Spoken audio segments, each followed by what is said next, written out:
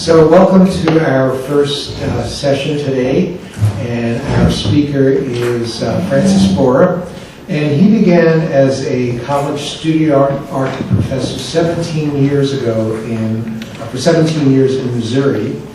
In 1967, he had an induced mystical experience which led him to Edgar Cayce, and he studiously studied for several years, attending their conferences during the summers. He moved to Virginia Beach somewhat accidentally in 1982. For most of us, I think it's accidentally. He worked at the area and doing teaching, massage, workshops, lectures. He became art director, helping start the membership magazine Venture Inward in 1984. He became a member of the fellowship shortly after moving to Virginia Beach. He served as president of the board and was ordained by Paul in the mid-1980s. Today he's semi-retired, but he's still doing bodywork and singing in many different choral groups. He was just in Carnegie Hall with a group performing. And as part of the ODU concert choir that was invited there, and it was so good they've been invited back again. And he'll be with the Virginia Beach Chorale actually tomorrow night, singing at the Sandler Center, so he won't be here for dinner. So think of him at that point. And so Francis is going to be talking to us about the Cathars, if I pronounced it right. I got it pretty close, huh? Cathars. Good. Let's join me in welcoming Francis.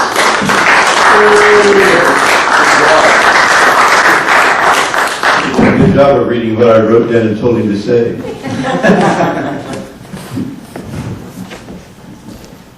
I'd like for you to help me by doing just a little start up, little ritual. And the first thing, is that better? Okay. The first thing is something I use with my students, but I didn't tell them the real implications of this back when I was teaching art. But when everybody came in from outside for class, and there was a lot of hubbub and all this sort of thing, so I just initiated us taking 3 breaths together, and not at random, but in sync. So you inhale together, you exhale together, and that really is a wonderful way of bringing our energy together, which I sorely need today because of this complicated undertaking that I've tackled in trying to put the information about the Cathars together, and I always make things more complicated for myself than I should anyway. But anyway, let's do that. Close your eyes. And inhale. And exhale. Inhale. And exhale. Inhale. And exhale. And today I ask all the spirit of the Cathars, their dedication to Christ, to Jesus, to his words and deeds that they try to implement in their lives. I ask that spirit to be with us and other beings of light who would be willing and interested in coming and sharing this time and space with us, and help us each to take away from this talk words of inspiration, words that will speak to our hearts and help us to understand ourselves better. Thank you. And in fact, that's part of what I was thinking of as this whole process has evolved for me since 1988 of learning about and getting involved with the Cathars. I've come to realize that as we know, there's a tradition of mysticism, and we are part of it right here today. So we can see ourselves by looking at past efforts sometimes, some of them at least, to see where we fit into that whole picture and see ourselves as part of the evolving consciousness of mysticism that's actually happening in the world today in a new and better way than it has happened in the past. if you were an Essene, or thought you were, and a lot of people are aware of the Essenes, then you might also have reincarnated later as a Cathar, because there are so many similarities between their attitudes and how they actually put the concepts into practice of metaphysics and mysticism.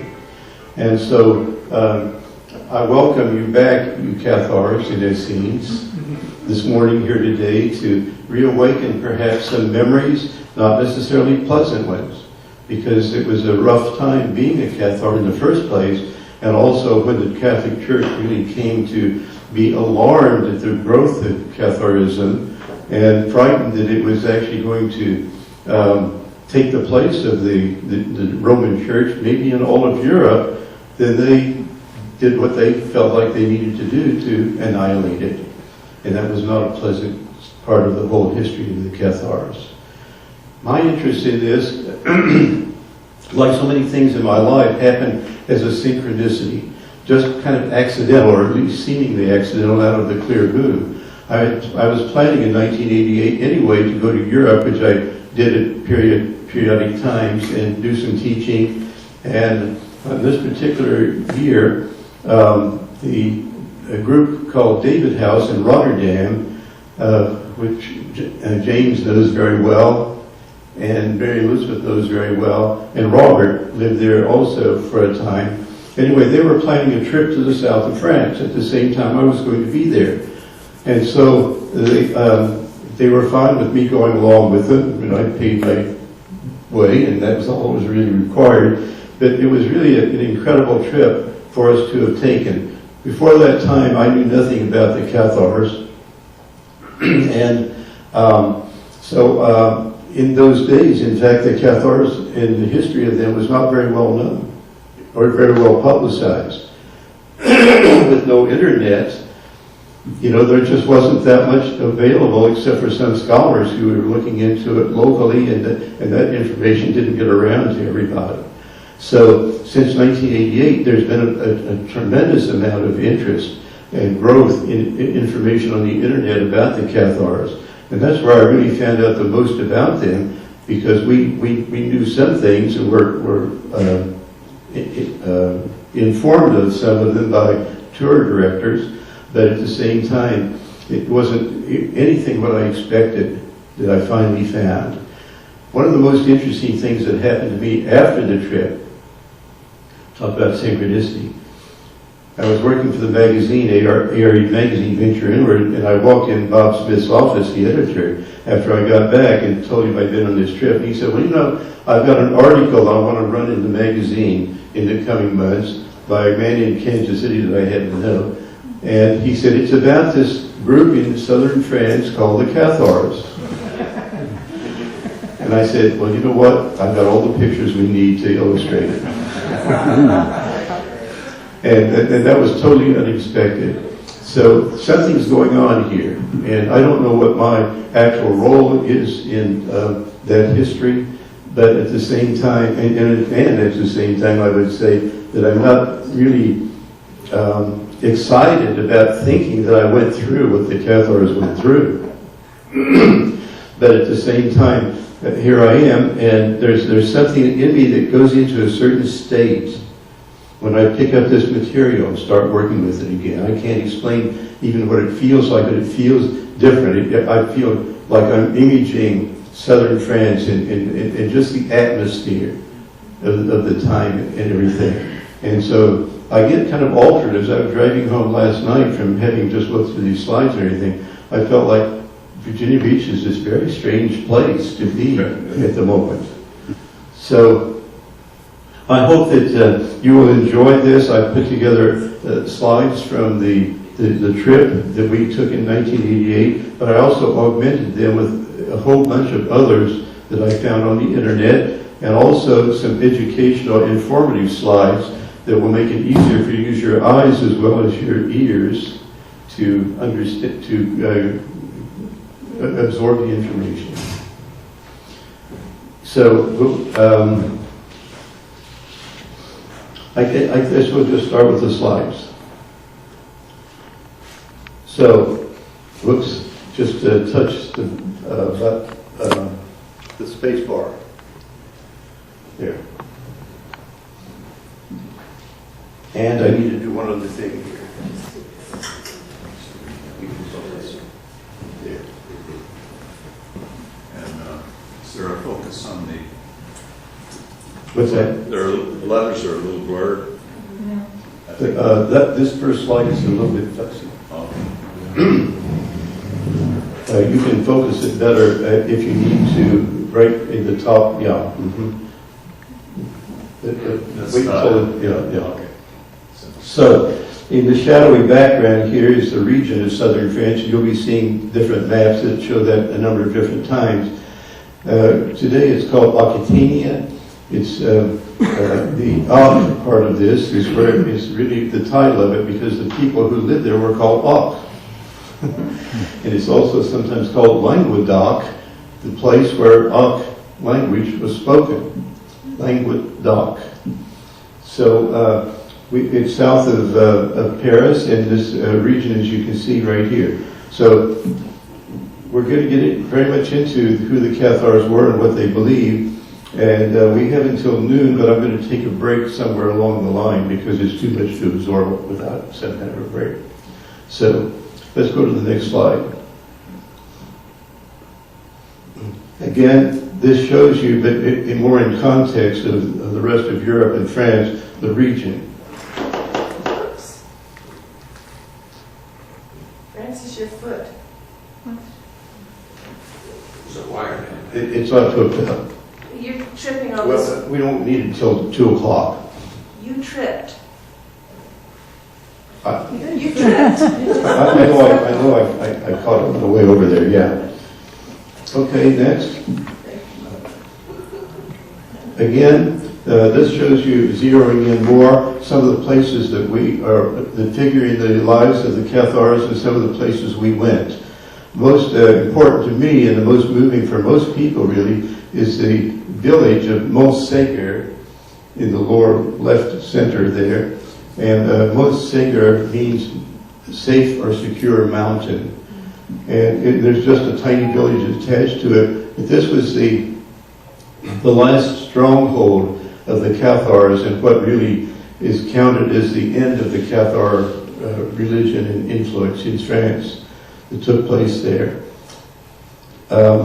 Toulouse is the provincial capital area and was very important in the history of trying to wipe out the Cathars. The town of Albi up at the top, the papal crusade against the group was called the Albigensian Crusade, thinking that the people of Albi were all Cathars, which they were not. And Béziers is important because one of the first of the Albigensian Crusades was manifested there at Béziers, where a huge massacre took place. Huge massacre. Maybe 20,000 people. And even the people of the city who were not Cathars were slaughtered along with the Cathars. They took refuge in the church, coming in from the countryside because all the crusaders were coming at them. And the abbot of the area, who was in charge of ordering the soldiers around, was asked by, this is a very famous statement, was asked by the commander, how will we know Catholics from Cathars? He said, kill them all. God will know his son. What was his time period? What was the time period? Where? Time period. Oh, I'm sorry. Yeah, the time frame here for the crusade was 1204 to 1244. But we're talking about the Cathars being influential in this region from the 11th century on, and we'll be seeing more of that time frame here in a minute. Carcassonne is today well, it's not really a reconstruction exactly of the medieval city, because it was rebuilt in the 19th century according to this architect's ideas of how the city ought to look then, but it was not a replica of what it was like at the time of the Cathars. But it's still an incredibly beautiful city, and I have some slides of all of these things to show you just how we were touring along. Next. So this is the little hotel we stayed in a town whose name I can't remember. And next. And some of the group in situ, so you can start seeing what the countryside is like in that general area. These are some of the people from Rotterdam, from David House, younger, truer, okay. And you'll see a couple of familiar people here, much younger. And we were, there's a river on the other side of that wall there, and some of us from the group were having lunch next, including Robert Kajanki and myself. And that piece of cheese there is one of the most delicious cheeses I've ever eaten. In fact, go ahead to the next slide. I ran across a whole bunch of this here in the local Farm Fresh some years ago, all on sale. They're very cheap. I bought all of it. What's the name of it, Francis? It's called Pyrenees cheese, and it's a soft cheese, and it's just delicious. So I'm fine with bread and cheese, so I can live on bread and cheese. So if the Cathars lived on bread and cheese, I was fine with that. And of course, the bread of the region. This is a slide taken in the region of a bakery. And next, one day I went for a walk from our hotel and came across a street vendors, a market, and there was literally a whole block of olives like this, exactly like this, one block long. So many different varieties and everything. And I really like olives. So I bought some of them and enjoyed them along the way. Next.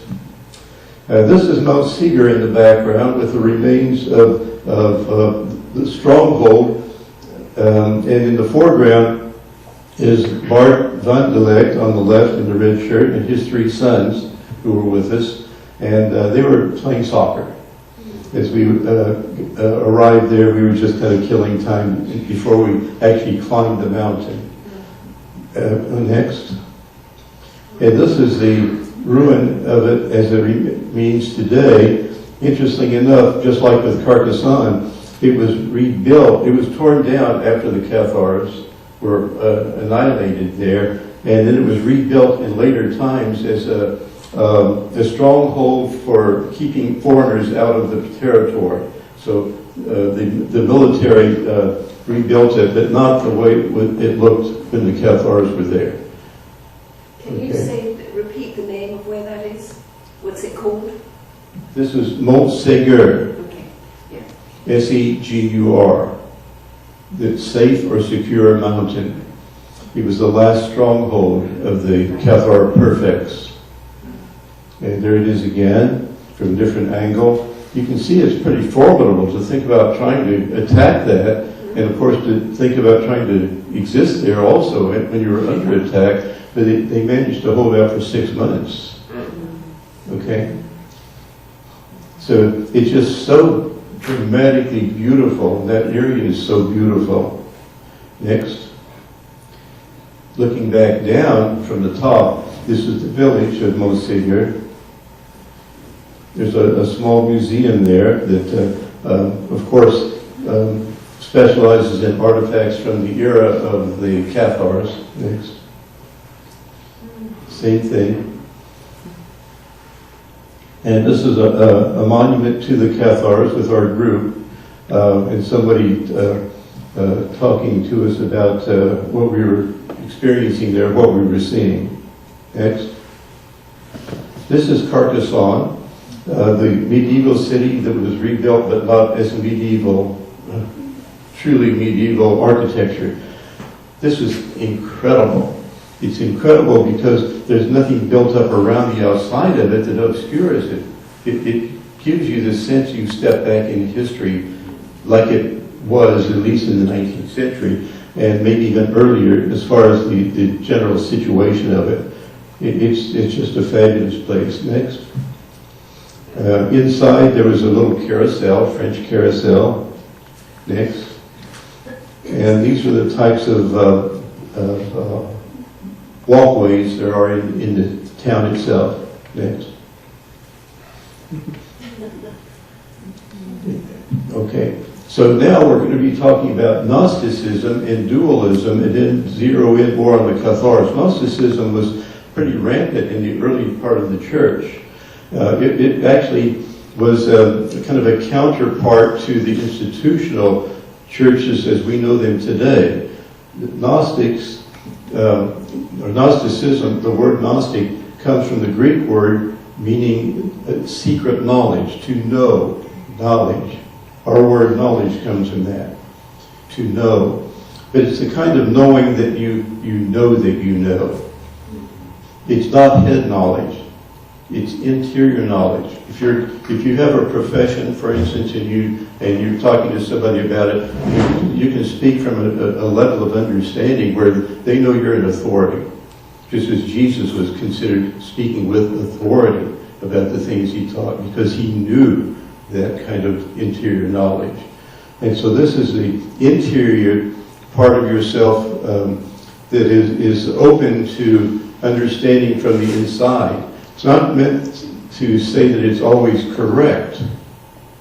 We have to be careful about our own inner guidance, as we all know. You have to sort through that. Just as we have to be careful about knowledge that we consider to be logical or intellectual. It's not always true.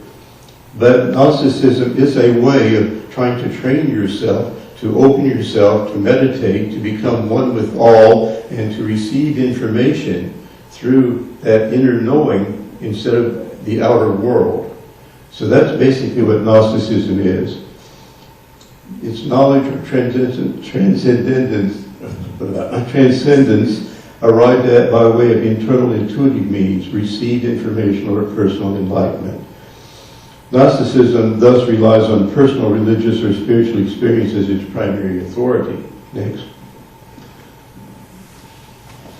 General beliefs.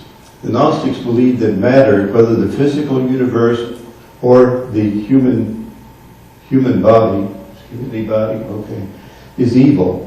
It is obvious that there is a great tension between spirit and matter. This affects many of their beliefs, and especially the way they perceive the world and God's interactions with it. So this is one of the classic things, we're spirits having a physical experience, but we have this dichotomy, this tension between the two always, because we're so seduced by our material experiences into thinking that this is real. Next. So God is wholly transcendent according to Gnosticism. That is, he is far removed from his own creation. He did not create the material universe because it was instead created by an evil or lesser god, sometimes called the demiurge. God is thus too perfect and pure to have much to do with the evilness of the material universe. This is the Gnostic general view. God is outside of his own universe. The material universe was created by another force that he allowed to have to do this. Humanity. Thus, Gnostics believed that human beings were sparks or droplets of the very same spiritual substance or essence that God is. Somehow, they didn't know exactly how, we became trapped in our physical bodies from which we are to escape, usually by extreme training and self-discipline. So, go back to that.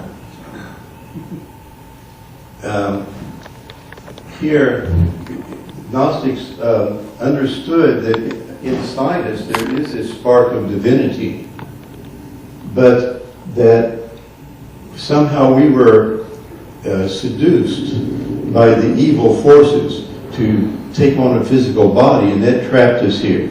And we believe that it's real.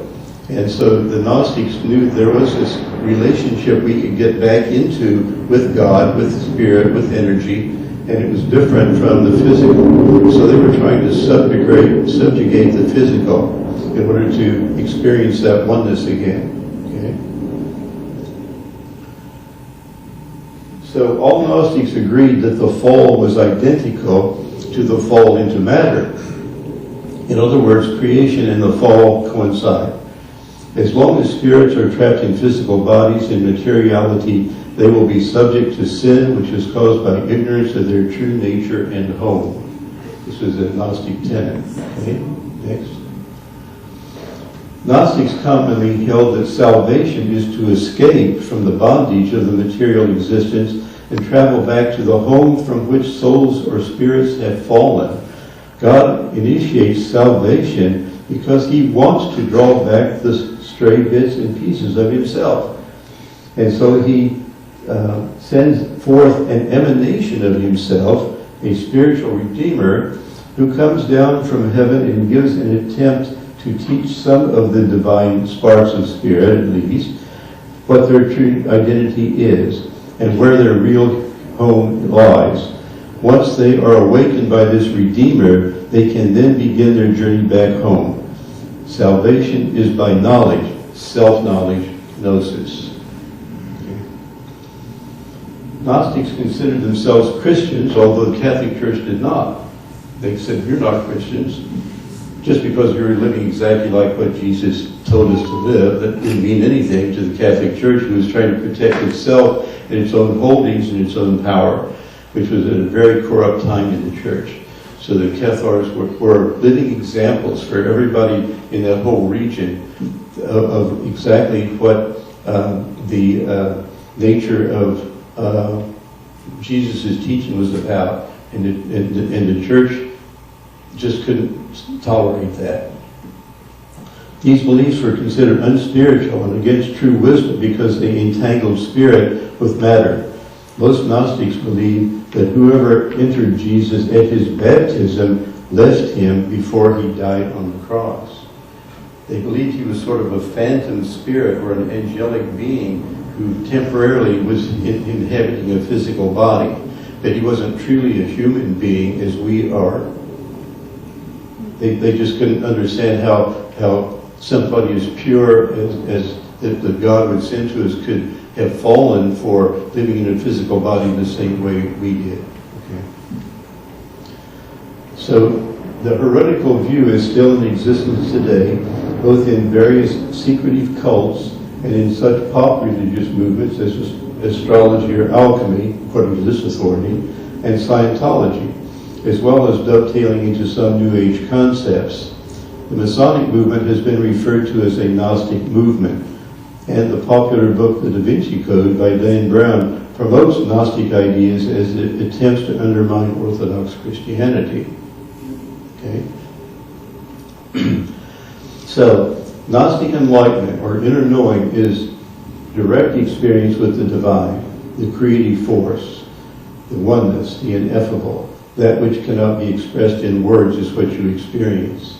It is the state of knowing that you know, an inner truth that leaves mere faith and mere head knowledge in the dust of earth, literally. Deep meditation and other mystical states bring about this kind of consciousness, awareness. It can be induced, but only by breaking through the barrier of the conscious minds and our egos hold on our brain's memory limits. Plato and Pythagoras are good examples of mystery schools which also taught this concept. So within Gnosticism in general is often the idea of dualism. Gnostics were dualists. That's any system that explains phenomena in terms of two opposing principles. Many philosophers hold to a dualism of mind and matter, mind and body. For many theologians, the two principles are those of good and evil. So we're seeing things constantly in opposites that are antithetical to each other, and we can't often understand how to bring them into balance. So dualism means, in this case, that there were two gods in Gnostic belief, in the Cathars belief. Okay, James? Whoops. I'll have to take care of that. Hold on. It says to click reopen down at the bottom right. Like we open the application. Okay, next, we were there anyway. Okay, once again, we're back to the maps. And once again, we're just showing you a different view of that general region. Go ahead to the next one. So the region of Aquitania or Languedoc at this time in history was really remarkable. Really remarkable. It's one of the few times and places when there was such intellectual curiosity, openness to different religions, and to mysticism. And it was cultivated by a group called the Visigoths, who themselves had been persecuted as they ruled this region, and so they just made it a law, made it rule that there would not be any of that kind of persecution. At this time, it was a major center of Europe, cultural center, major. A haven from religious persecution, nurtured by the Visigoths, who were once reviled too. Jews invented the Kabbalah here. Muslims developed Sufism here. Catholics also had their mystical saints happening at this time. The troubadour, Cathars were there. The troubadour tradition, all of these things began here. All learned from each other, and all were Gnostic. All of these groups got along. They conversed with each other and didn't try to convert each other to each other's religions in the meantime. It was such a prosperous economy that it became envied by the king of northern France, which was at that point a much smaller region north of there. This region drew the enmity of the power-hungry Roman Church, and as well as the king of France up north, with the church's pseudo-form of Christianity as the Cathars believed. They said, you're not practicing what Jesus said. You're not real Christians. Look at how you live. And there were great debates held between Catholics and Cathars that the church tried to use to convince people to give up trusting or being interested in Catharism. The Cathars always won the debates. All they had to do was point out to people what the church was doing in the region, selling tithes, selling the indulgences, the trappings of all the wealthy clerics living in opulent quarters and opulence in general, and demanding tithes of people to support them in all of this. So Toulouse was and is today still the capital, and the lords of the region all were very supportive of the Cathars, even though they were not necessarily Cathar. And they tried to defend them, actually fought on behalf of them, which would be kind of unheard of today, that one religion would take up arms to help support another religion, because they could see the good that these people did. Okay. The troubadours. Many Cathars were troubadours. In fact, they probably invented the troubadour tradition. And go ahead to the next slide. Troubadours spread the concepts of beauty, philosophy, poetry, courtly manners, and the appreciation of the feminine, which flourished. Under the influence of the troubadours, related movements sprang up throughout Europe as they traveled around and spread these notions of chivalry and culture and living on a very high level of culture, not like we have today with so much strife and disagreement on a sophisticated way of working with each other, living with each other. They didn't see each other as enemies. The texts of troubadour songs deal mainly with themes of chivalry and courtly love. Most were metaphysical, intellectual, and formulaic. Many were humorous or vulgar satires. Many Cathars, as I say, were troubadours, so there was this other side to the rank and file in the religion at least. Next. This cross belongs to the Languedoc. It represents the symbol of that region in France, but it's also related to the Cathars. Next. Okay, so where did they come from? Over here on the right is where Gnosticism was really operational in the 2nd and 3rd centuries.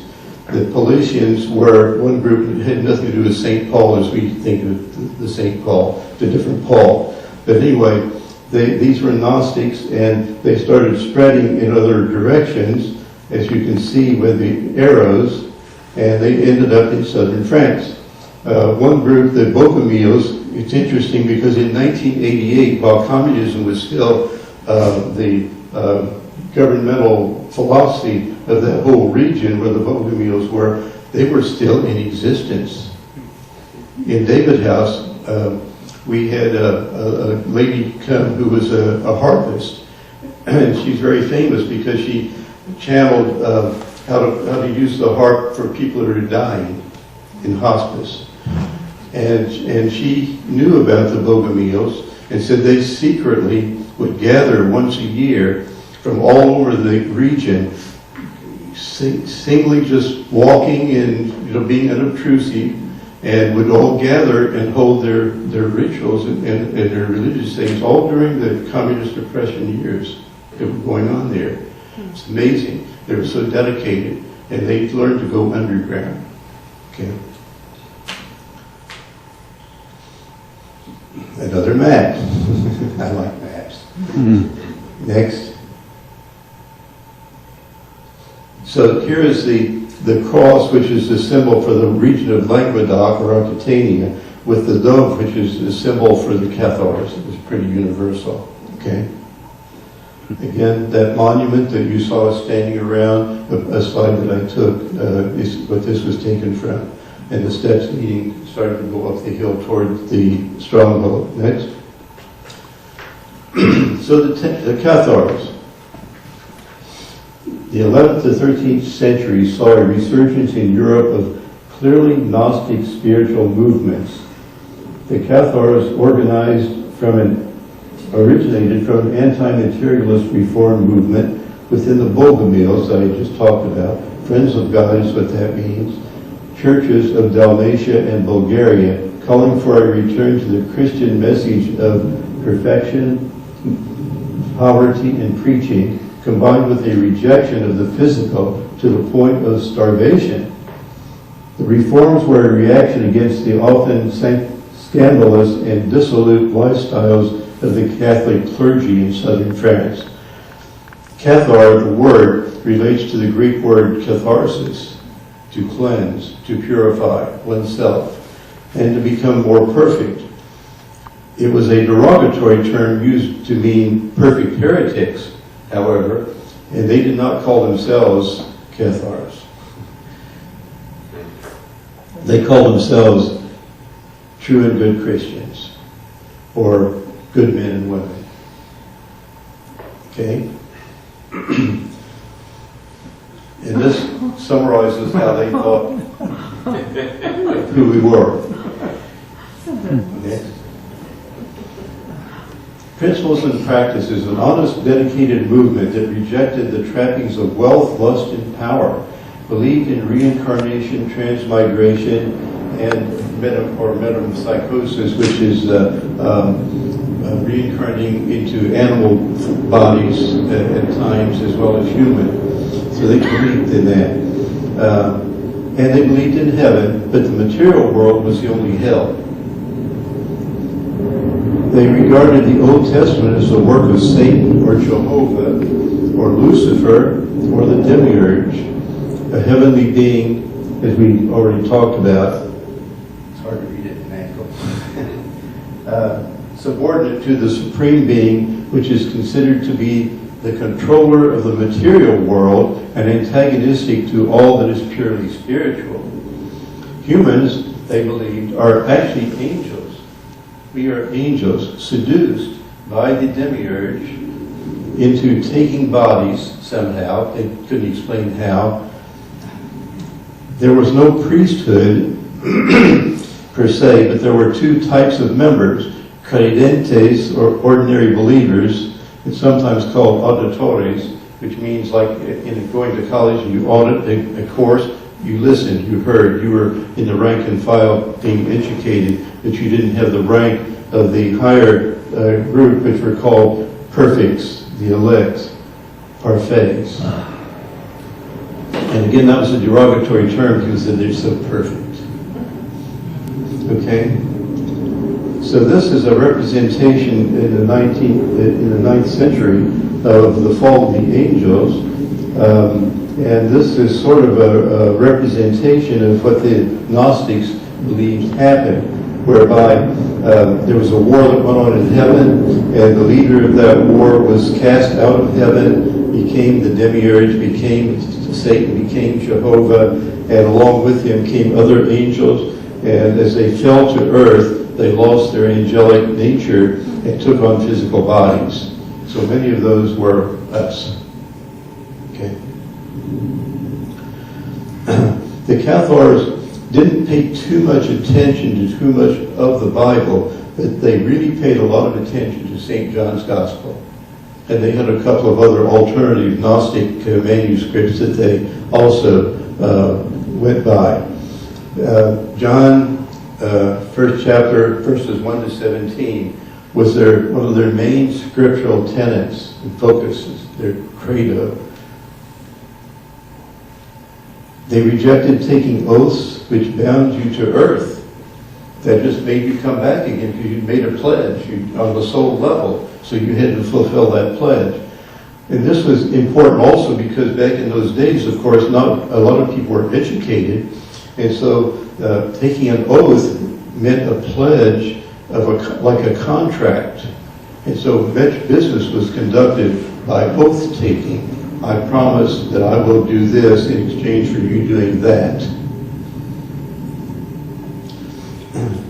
The Cathars lived very austere lives with minimal possessions. And in fact, one story I read where a woman had a recall, she said, we lived in a one-room hovel, and it had a bench and a table and a fireplace. And she said, we all slept on the floor in our clothes around the fireplace. So this is the kind of austerity we're talking about. These people tried to live in by having very few minimal possessions. This austerity also included 3 Lents per year, plus fasting on bread and water 3 days a week. So they were known for being very pale and wan and skinny. And they were sometimes recognized during the times of the Inquisition by the way they looked. And they were suspect. Sexual intercourse and reproduction propagated slavery of the spirit to the flesh of the earth. And so they thought, well, sex is okay, but if it leads to reproduction, then you're just entrapping more people in matter. So they discouraged people, even though they allowed marriage per se, they preferred you actually just entered into a partnership and they did not have children. But that wasn't forbidden. It wasn't forbidden. And there were some cases where actually that was a way of increasing the faithful, just like in many religions that encourage you to have lots of kids. Both sexes were considered equals. Why not? In reincarnation terms, you could be born as a man or a woman, you could be born as an animal, and so they looked at everything equal in that way. That's the reason they would not eat meat also, because they didn't want to kill somebody who might be inhabiting that animal's body. However, I may be getting ahead of myself, but it's this. I finally found out why Catholics didn't eat meat on Friday. Because they borrowed this same notion back in those days. They couldn't see that fish were copulating, and so they figured they did not reproduce sexually, and so it was okay to eat fish. And it was okay to eat fish, according to the Cathars, also because Jesus ate fish. But isn't that interesting? That's where it came from, the idea that the fish as animals did not copulate in order to reproduce. They had no idea how it happened. All children were educated. They placed a high value on knowledge and education, logic and reason, as well as the internal life. And since boys and girls, again, were subject to being born as girls and boys in other lifetimes, everybody got the privilege of being educated. Killing of humans and animals was abhorrent, but that didn't mean that the lower rank and file in the Cathar religion did not take up arms or kill other people. Tithing was not demanded as it was among Catholics, although the Catholic Church in that region really tried to tithe everybody. It was an established churches, they rule the area. I was in Sweden a few years ago, and our tour guide was saying, everybody in Sweden has to be married in the Swedish church. Doesn't matter if you're an Islam or a Catholic or whatever, you have to go through a ceremony that is recognized by the state religion of Sweden. And you can get married any other way you want.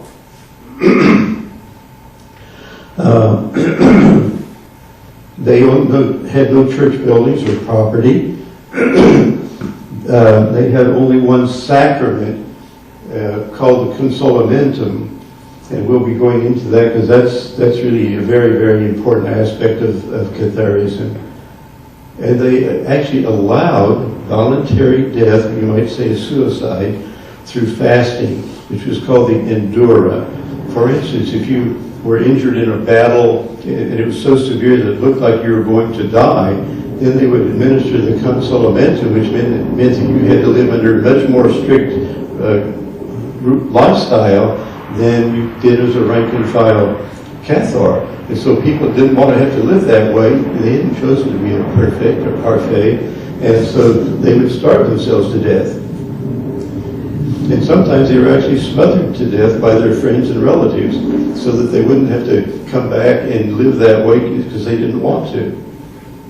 Can I just get clarity on what you're talking about there and earlier? You're saying sexual intercourse was not allowed. Well, how could they propagate their species? I mean, how could they... No, it was allowed. It was. In fact, they thought that Francis, any kind of sexual... repeat the question. The question has to do with how they viewed sexual intercourse. To have children, Yeah. see how could they continue? Right. See, they didn't see anything wrong with sex. They just said, we would discourage you from having children. So any kind of sex you had with anybody was generally okay because it didn't lead to creating a child, as long as it didn't lead to creating a child. But this was not forbidden. These were kind of like their logic about things, and so they were trying to make sense of it for themselves and also set up kind of a code for people to understand how to operate by. I guess my question is, if they are not going to increase the Cathar numbers and they're going to do voluntary death, how do they... did they proselytize to encourage other people to become Cathars? Because how do you continue the... There were lots of people who were converts, just as there were with Quakers and Shakers. They discouraged having children also for somewhat the same reasons. They could be seen as Gnostics, and so they were attracting these people this way. But they did have children. Almost 1,000 years earlier than this, one of the root bases for Cathars and Gnosticism, the Manichaeists, were very, very popular. Yeah. They had a very similar belief system, and they had the same challenge, even more extreme. The elect were not allowed to have some of the same basis of that. And St. Augustine changed all that. He was briefly a Manichaeist, but they were actually more popular than the Catholic Church. Right. Up until, And I know very little about the Manichaeans because this is my focus. But there were a number of, as I said in the beginning, there were a number of Gnostic sects, and they didn't all believe alike, and even within the same sect they didn't believe the same, and it evolved over time also, so you would have lots of different points of view, and so sometimes I was scratching my head saying, well, when is it Cathar belief, and when is it not a Cathar belief? So it's a no sex sect. Okay, next slide. Okay, the credentes or auditores were the rank and file. These were people who lived ordinary lives at the time, like other people. They did make marriage contracts, although they didn't have to. And the informal relationships were preferable, as I said. Sexual activity was not prohibited, but contraception and not producing offspring was encouraged. They worked at simple, innocuous trades, weaving, carpentry, leatherwork, that sort of thing. And in fact, weavers at that time were sort of looked down upon as reprobates by people in the general area. And it was kind of a derogatory term to accuse someone of being a weaver. So they stuck to these trades because of their vows of poverty and simplicity. And they didn't get involved with big businesses and, developing all sorts of relationships or outside of just making a living and doing good. The rank and file members could eat meat. They fought in wars. They followed the Ten Commandments when it suited them. And they refused to take oaths, the contract of the time, as we talked about. They would seek the consolamentum that every Cathar needed to take before they died, as near death as possible to avoid the rigors imposed if they continued to live, as I said before. They did take up arms and help defend the perfecti when persecutions began. Some of their protectors were their own people, but there are other people as well, okay? So among the parfaits, or the perfects, they devoted their lives to meditation, contemplation, seeking oneness with God. Many of them actually withdrew from too much involvement, but they did go around the countryside in pairs, healing people and doing good. They were healers and herbalists, and used laying on of hands. And some of their stories about the power of them laying on of hands are very interesting as to how people experience the healings that they cultivated through training themselves. They, if they were married or had a family and they decided they wanted to undertake the training to become a perfect, they had to leave their partner. They often lived in community, in gender-separate quarters. Some of the first convents and support for women was when women themselves who were widows or whatever came together and formed a community, lived together to support each other. Complete celibacy was required of parfaits. They were vegans, though they did eat fish, as Jesus did, but no other meat. They held a public confession ritual each month among themselves, which might have been very interesting. They undertook 2 to 3 years of training in special caves. We'll be seeing pictures of some of those caves in that region. They became a perfect through the consolamentum ritual, which also reminded them that they must pardon wrongdoers, pray for those who persecute them, turn the other cheek, and not judge or condemn, etc. I mean, the ritual of consolamentum was recorded by the Catholic Church. So much of the records of the Cathars are gone. They just were wiped out. But the Catholic Church kept extremely good records of their trials as heretics, and these records have shown how they actually lived and record things that were destroyed that the Cathars had said about themselves.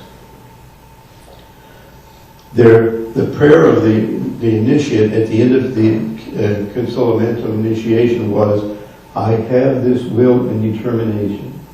Pray God for me that He give me His strength to live as a perfect. Once you are a perfect, all of your sins were forgiven, and it would be very detrimental to you and your soul to go back and start living in a way that was not sanctioned as being a perfect. Perfects were considered elders, not priests. They felt that priests were agents of sacrifice. The sacrifice of the Mass, we still call it today. The priest says Mass, it's called the sacrifice of the Mass. But they didn't believe in that kind of sacrifice, so they refused to think of themselves as priests. They didn't have a hierarchy to speak of. This was interesting. Only the perfect was authorized to say the Lord's Prayer, which they call the Pater. And they were the only ones who were allowed among Cathars to use the word Our Father or My Father who art in heaven. Because it was when they were initiated that they became a child of God, dedicated to God, the Son, an adopted Son of God. And even this is sort of an aside, but they use the words, for thine is the kingdom, the power, and the glory at the end of the Lord's Prayer. That could get you killed if you were a Catholic in those times. That was forbidden. It was only brought back into the Catholic Church in the late 20th century when they tried to make a concession reaching out to Protestants by putting that back into the Lord's Prayer. But that was considered heresy, to say just those words, interesting enough. The parfaits were considered transmaterial, like spiritualized angels, by the credentes who tended to adore them as heavenly beings still on earth. And they lived that way, and they practiced that way. And this is very interesting. St. Bernard in Clairvaux.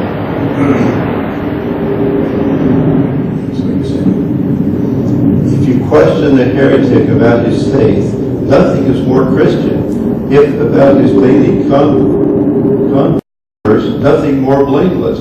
And what he says, he proves by his actions. As regards his life and conduct, he cheats no one, pushes ahead of no one, does violence to no one. Moreover, his cheeks are pale with fasting. He does not eat the bread of idleness. He labors with his hands and thus makes his living.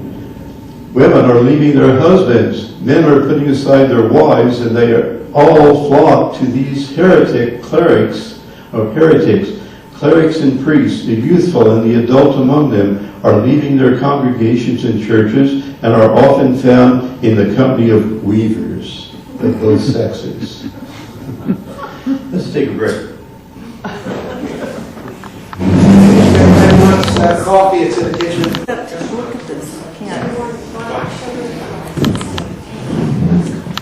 We're now at a place in the planning of this talk where I have some information about how the Cathars view women, which is very much involved with what we're talking about today.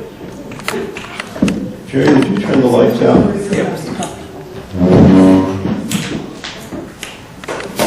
Cathar tenets, Cathar's attitude towards women. Since a man could be reincarnated as a woman and vice versa, as we already said, gender was completely meaningless. It was the spirit that was of utmost importance, and spirit is immaterial and sexless. Cathars saw women as equally capable of being spiritual leaders, which undermined the very concept of gender as held by the Catholic Church and did not go unnoticed. Women had the greatest opportunities for independent action, both religiously and socially, since ancient times in the Languedoc and among the Cathars. Women members could even become a perfecti. who were able to administer the consolamentum, their supreme sacrament, and were found in significant numbers, often after being widowed. All Gnostics assign more importance to the role of Mary Magdalene in the spread of early Christianity than the Church previously did. Her vital role as a teacher contributed to the Cathar belief that women could serve as spiritual leaders.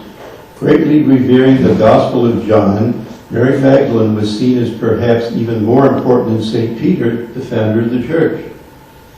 The Cathar movement proved to be extremely successful in gaining female followers because of its proto-feminist teachings, along with their general feeling of exclusion from the Catholic Church. Female perfects were required to adhere to a strict and ascetic lifestyle, but were still able to have their own houses. Although many women found something attractive in Catharism, not all found its teachings convincing. A notable example is Hildegard of Bingen, the Catholic saint, who in 1163 gave a widely renowned anti-Cathar sermon in Cologne, wherein she announced a state of eternal punishment and damnation to those who accepted Cathar beliefs. Women played a vital role in the spreading of Catharism by establishing group homes for women, wherein they were educated in the faith. These could go on to bear children who would then also become believers. Again, some of the dichotomy we've talked about.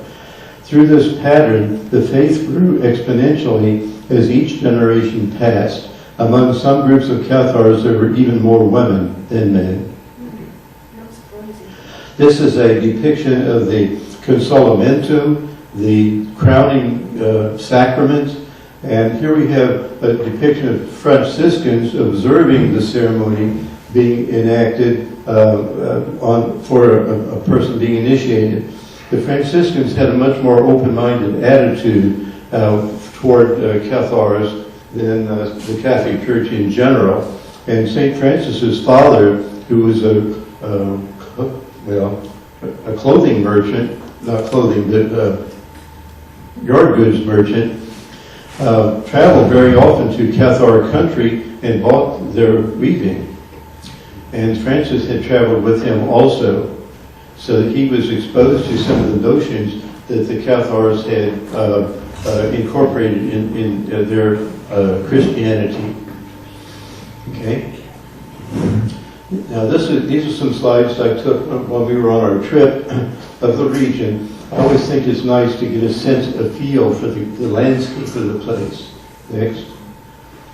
So we visited some of the 52 caves that the Cathars used to live in and to train their postulants in over the 2 to 3 year period. And what we were told when we were over there is that one of the reasons they used caves is because whenever you're in a cave, the thought forms, the thought energy of the world you're shielded from that. So that when you're going here, you can be more in touch with your own inner nature without any mental energy leaking in from the humanity on the planet. So they were more isolated that way. They also believed in telluric energies, which have to do with ley lines and springs and forests and energetics that they could commune with, like communing with nature and getting a connection made to the spiritual, to the divine, through these earthy energies. So they were truly mystics. This is our group exiting one of the caves. Some more. And we were just walking around the countryside there with a guide who knew where to take us to find one of the most interesting places I've ever been in my life, okay?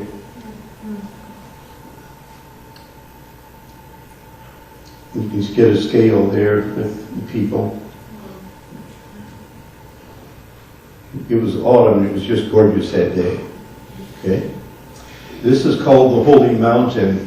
There's a picture I snapped, and we climbed up a part of this mountain. There's another slide right after this of it, I think. Yeah. This is also one I just found last night called the Holy Mountain. Okay, now, there were 3 caves that were extremely important and were part of the initiation rites. You went through phase 1, phase 2, phase 3. This cave is referred to as the Bethlehem Cave, where the Christ is reborn in you, just as Christ came to earth. And this was walking up a steep pathway on the mountainside, and we came to this opening, which had been cobbled shut largely by the Cathars. This was one door, and if we walked around to the right along the path, there was another entry on the other side there. Next. Inside, you see what is there. An altar, a dolmen, a granite altar on 3 rocks holding it stable. Back here is a niche in the wall that I'll be talking about a little bit more. And let's go to the next slide. Another view toward the other opening that opened out on the valley, looking across the altar. Next. This is a slide I found on the internet, a group that was there, and they had brought along some oils and other things they wanted to bless by placing it on the altar. And this particular group had among them a Catholic priest from Holland who was a dowser, and he doused the altar. And the pendulum went wild over most of the altar, but when he got to the spot where probably a person's head could be lying, if they were lying on the altar, it went dead still. You know, think of the symbolism of Solomon's temple in the Holy of Holies, where you had to be totally still to enter into the Holy of Holies. And this is what happened during the initiation as consolidated into the 3rd stage of initiation that took place in this very cave. What this anomaly is up here, I'm not sure. I mean, it looks like a ray of light. I can't tell if it's coming through an opening in the wall or just what, but sometimes these kinds of things appear on films that you just can't explain. Next. Another fascinating thing about this cave is not, in addition to the altar, look at the wall.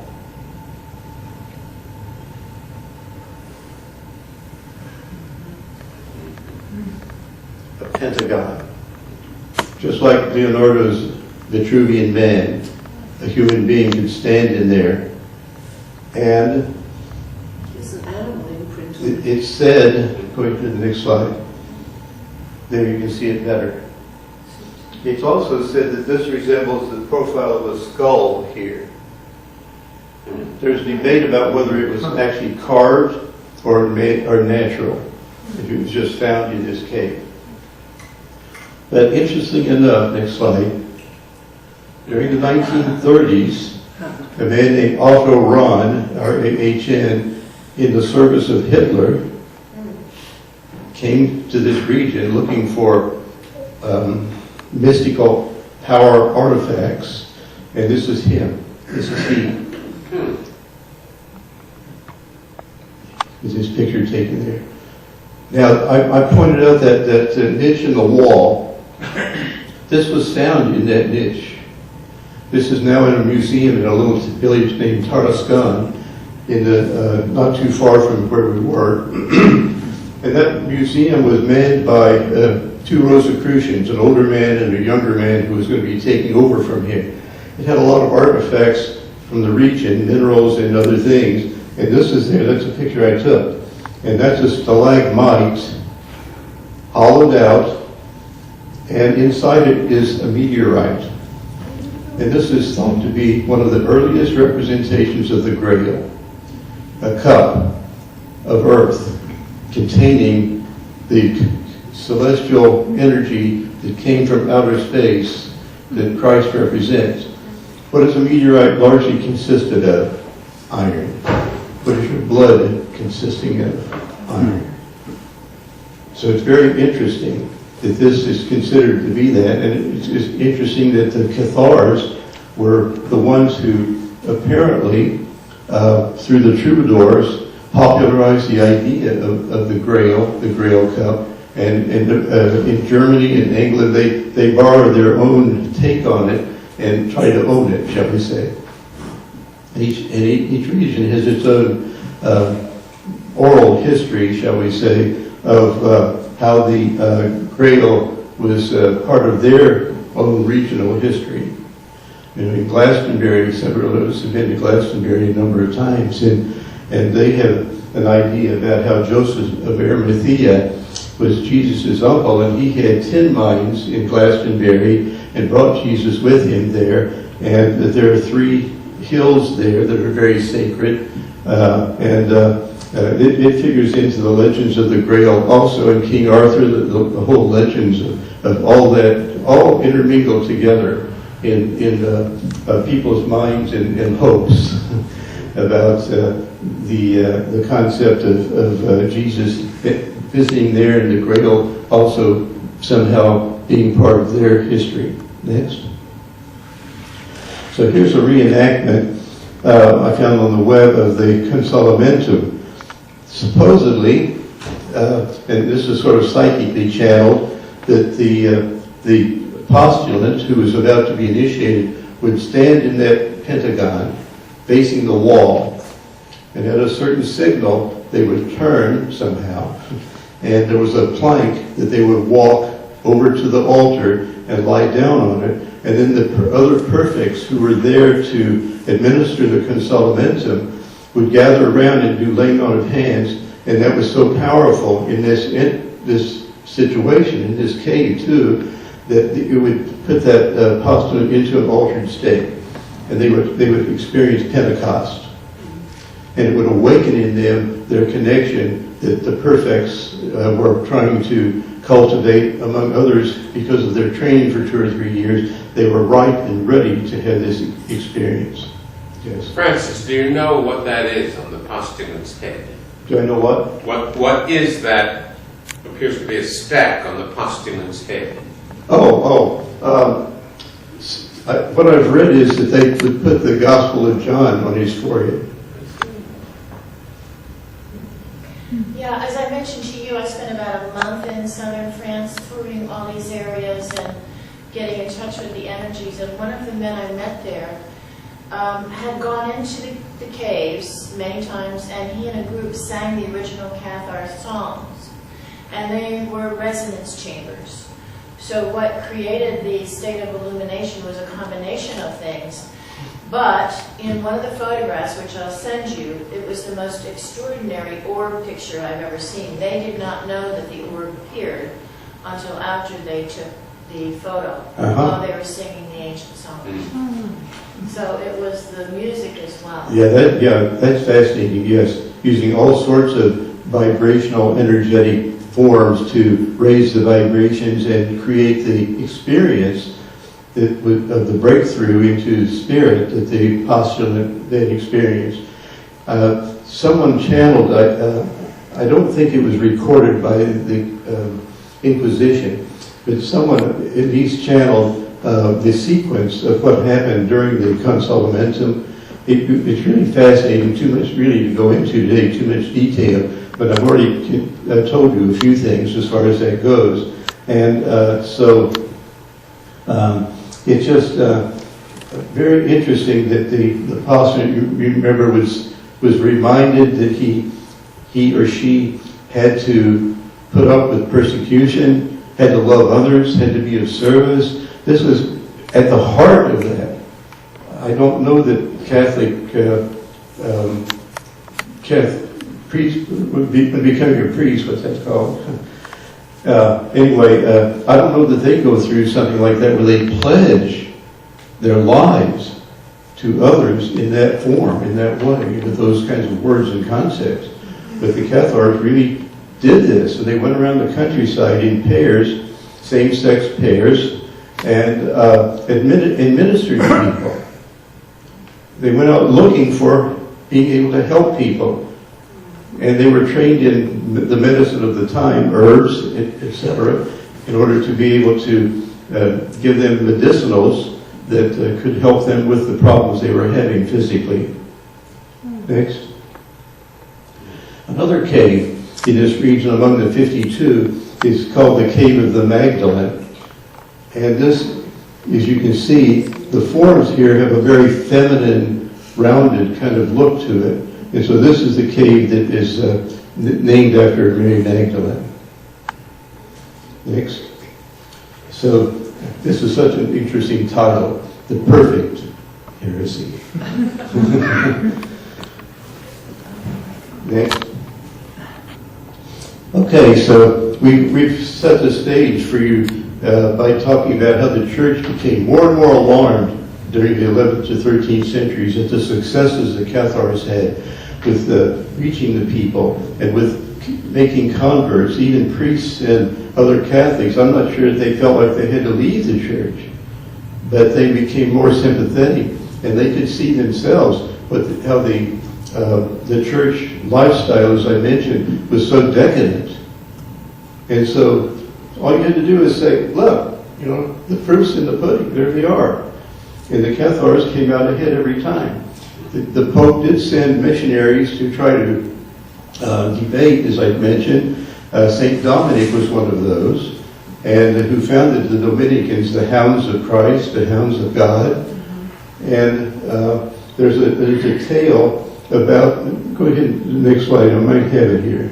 Well, I do have a picture of it. It's a story about a debate that St. Dominic had with the Cathar Perfect, and Dominic challenged him to toss his Holy Scripture into a fire, and Dominic did the same thing. And Dominic's just supposed to have raised up out of the fire.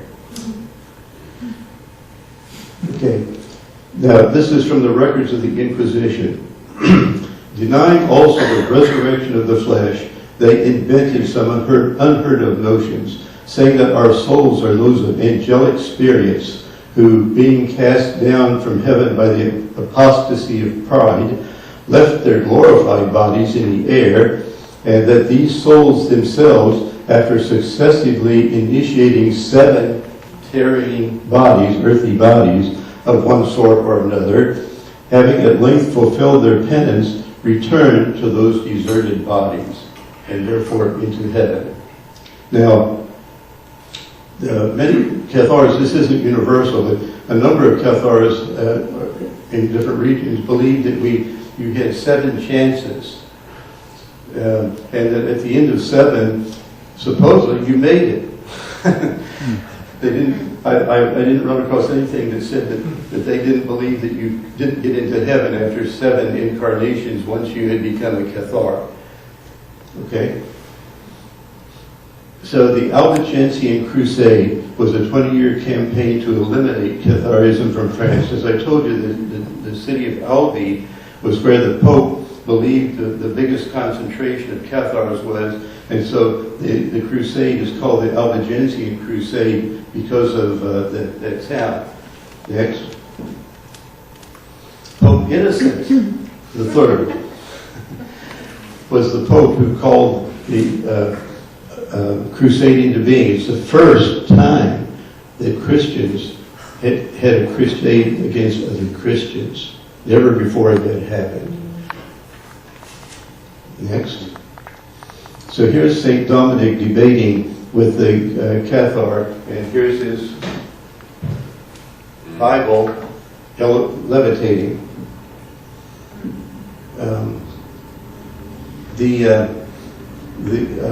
As time went on during the Crusades, actually the Crusaders were more humane than some of their opponents from the people in the area. But they all did awful things. I mean, I won't even tell you because your skin would crawl. Some of the things they did. You can just imagine that torture is torture, and that you can do some awfully brutal things and painful things to people. Next, this was a woman being thrown down a well. Hey, Francis, you go back to that that other slide where they're putting the woman down the well, up in the top are hearts. Mm-hmm. Oh my God. Like a conflict. Up here? Hey, Francis, repeat what she said. To the microphone. The hearts at the top of this slide, I can't explain. If it was intentional, and this looks old enough that it wouldn't be just like modern people putting symbols in like we would do today. It may have some more meaning there of some sort. Are they flames? Are they the sign of the people being tortured and being, taken out of their bodies and their hearts being given up? Yes. It was a Valentine's Day card that the Cathars used. What's that? Yeah, this is a very, I don't remember the details of this, but this is a very famous incident where this lady was put down the well. Okay, next. So this is the town of Béziers, and after the massacre there in the church, the Catholic Church went in and tore that church down to try to get rid of the memory of that, and they built this fortress of a church to show the power of the church, and you can't defeat us. We will win. Next. Just typical of what old style houses from the way back in medieval times look like. Simon de Montfort is a name that I grew up hearing here and there. I don't know about you, but he was a crusader in the Middle East and was very successful as a commandant. And he was called in to lead the Crusades in the early stages against the Cathars.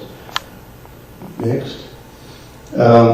This is the city of, I think that's Albi. One of those two I showed you was Béziers, and the other was Albi. Again, showing how fortified the church itself was in the way it was built. Yes? Did you make this lovely photograph? Did I do what? Did you make this lovely photograph? Make? Did you take it. I did not take this picture.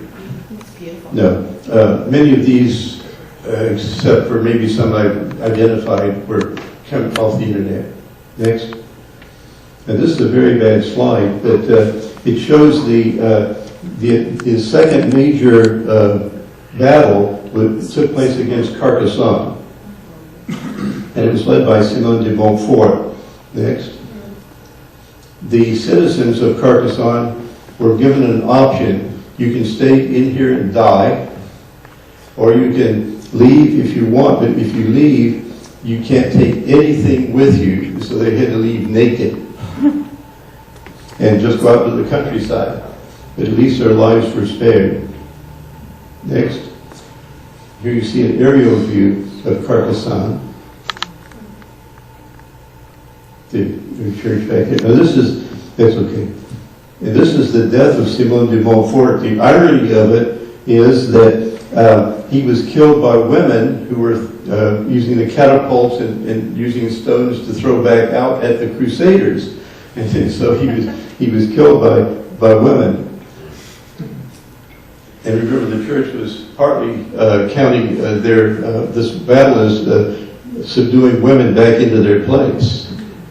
So these are some of the war machines that they've rebuilt and have available. I think I took these pictures around Carcassonne just to show people how big these trebuchets, these catapults were. Next. Next. Other war machines that were used, you can see and figure out how that all took place, how that was used, like this too. They were serious. And one of the common things, of course, was to burn the heretics alive. And this is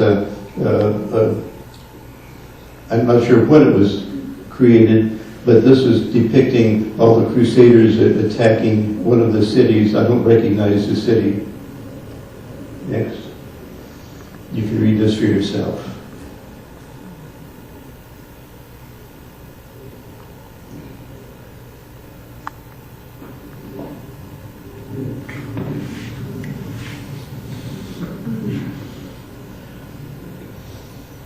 Now, there's a question about just how many people died in the Albigensian Crusade and the Inquisition. Some figures reach as high as 1 million, some as few as 200,000. Still a lot of people. And this was on both sides, of course, too, and it was also among Catholics because they got caught in the crossfire. As I said earlier, the Crusaders couldn't tell who were Catholic, but they could tell a lot of who were Cathars by the way they looked, because they were so pale. So now we're nearing the end of the 40-year Albigensian Crusade, 1244, which is when the fortress at Montségur had been rebuilt and refortified because the perfects saw what was happening. This was their last really strong holdout, although there were other battles after this. But Montségur means safe or secure mountain, and that's what the Cathars were thinking. You know, this is a safe, secure place. It would be very difficult for us to be rotted out of here. And I've got a number of these slides anyway, so go ahead to the next one. Once again, remember that this is not the structure, the remnants of the structure that was there in the time of the Cathars. This, that structure was demolished so that they couldn't rebuild it.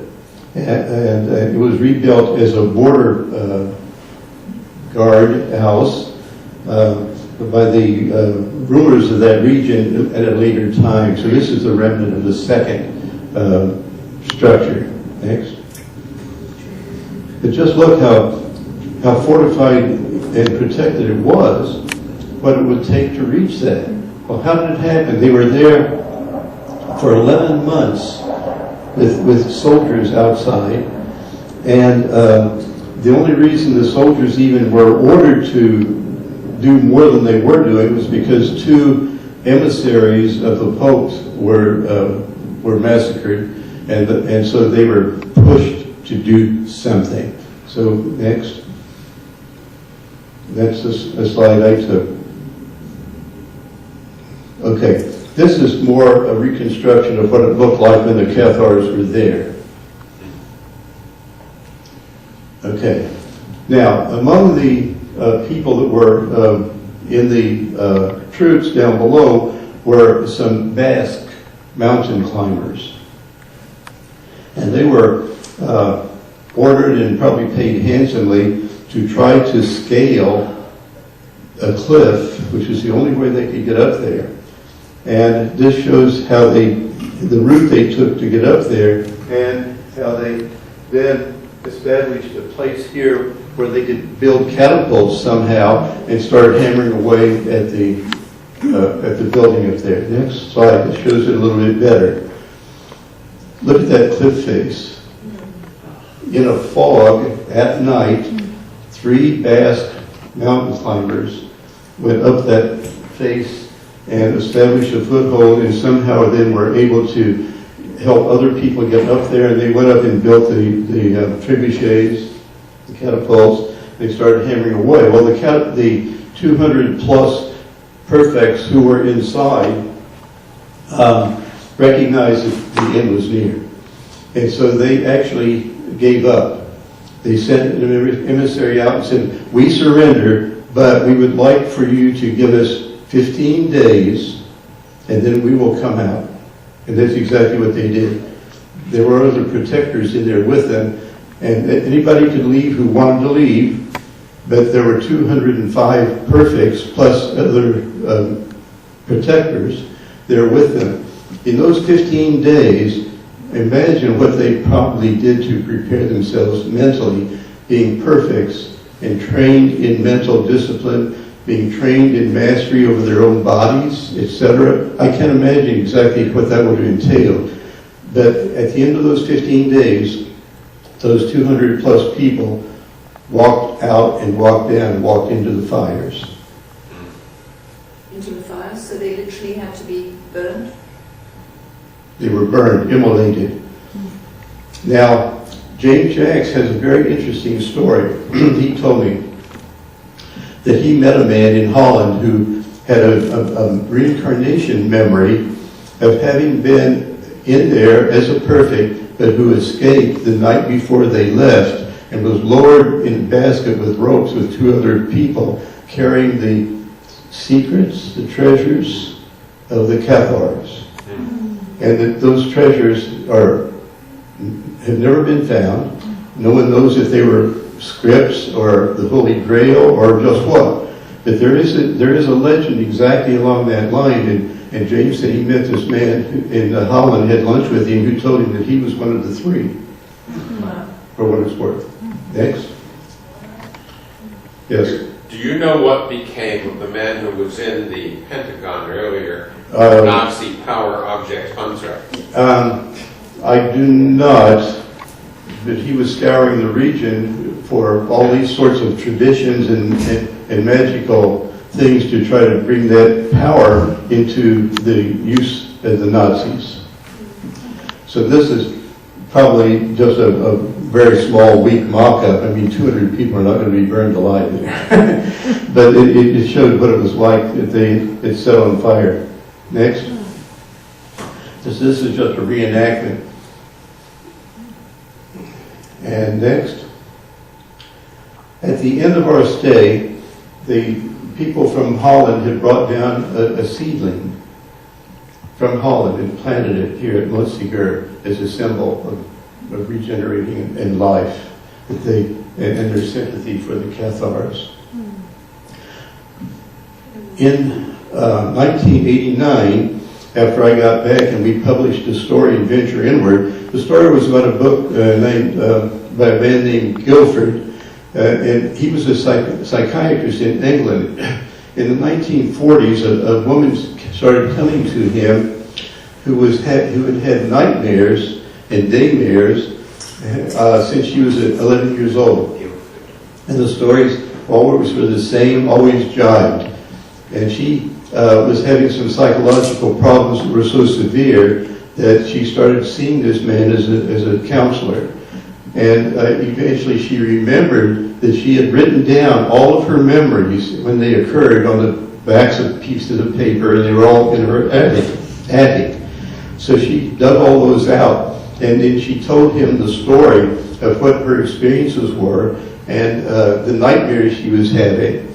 In the story, she says, there's a man that opens the door and comes in, and I'm just terrified. And it turns out, however, that was a man who was a Cathar, maybe not perfect, I don't think, but she lived in this one-room hovel where all they had was a table and a bench and a fireplace, and they all slept on the floor. She was just fascinated by this man. And it later turned out that the man was the psychiatrist. And also that back at the time of when these events occurred, that he was her lover. He became her lover. And he was a member of the minor royalty of the area. Well, she had recalled all kinds of specific things that have since been proven that she had no way of knowing. And back in the 1940s, there was virtually no information available for an 11-year-old girl in England to come up with any of this sort of thing. And it's really remarkable. In fact, I have the article here, and I'll just tell you right here at the end. Here are some of the things that she said happened that were later proven out. Church services, she correctly recorded, were spoken in French vernacular, not in Latin. Robes of Cathar priests, she wrote, were buckled, and traditional robes were tied.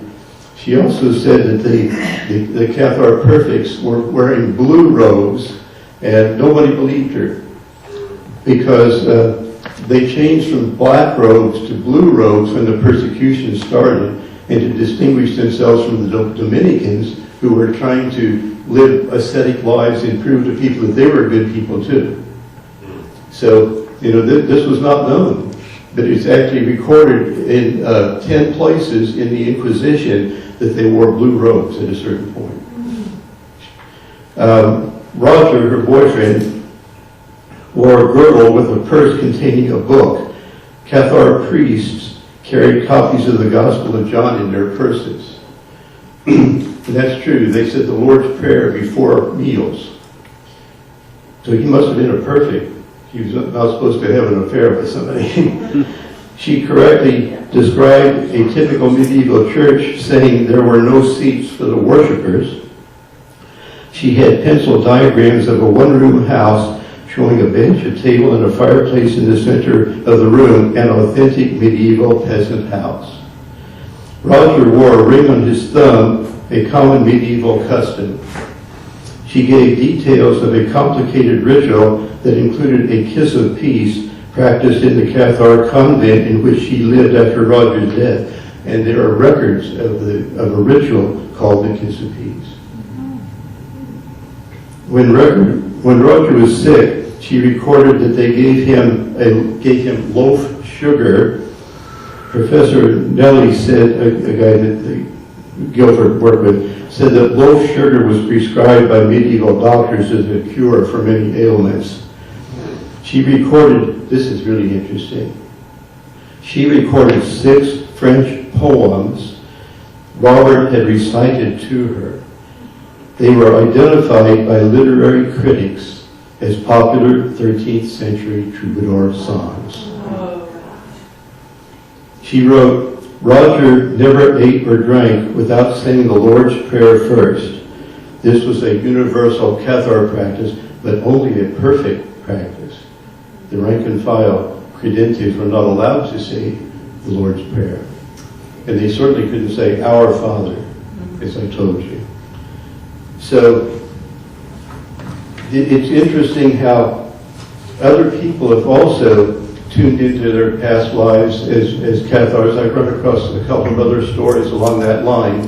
And I hope that what we've talked about today allows you to kind of see the fellowship, what we believe, what we think about reincarnation, what we think about practicing what Jesus taught, and how we differ from other churches, because we definitely are in a Gnostic tradition, but it doesn't necessarily mean the kind of Gnosticism that we just talked about today, because we have a more advanced way of looking at it. We believe in one God, a universal force. We recognize that there's dualism, but we also understand that it's that dichotomy between mind and body, physical and spiritual, that we're dealing with because we are spirits living in a physical body.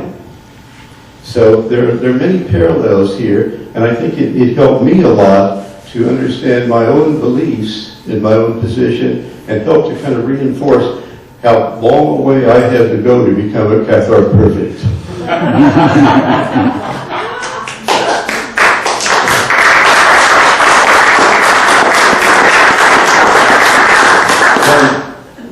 Go ahead, Anne.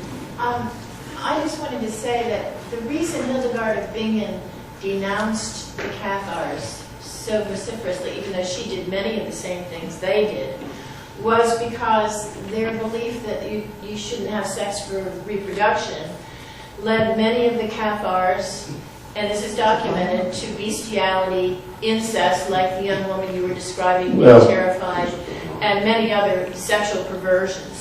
And so despite their good intentions, there were some that went the other way. Well, some of that was apparently rumor too, because it appeared to be that, there's one last slide. The Catholic Church promoted that idea also. I don't know how much of it was true or not. That the Cathars were very open-minded about sex. Yeah. And they had a book of love, which you may be aware of as one of their most sacred treasures, of which this is documented, which was supposed to have come down through Divine Mother to Jesus, to John, and then to the Cathars. And that was their most treasured writing. Thank you. Good. But it did not describe or advocate that kind of sexual practice. I did want to say also, and thank you for that, because that's new information I didn't have, is I have here the Cayce reading on Mary Magdalene, if anybody would like to get a copy of this, what he said about her, how she, what her function was before and after Jesus' death, and I thought it was very interesting, so I have this now for you.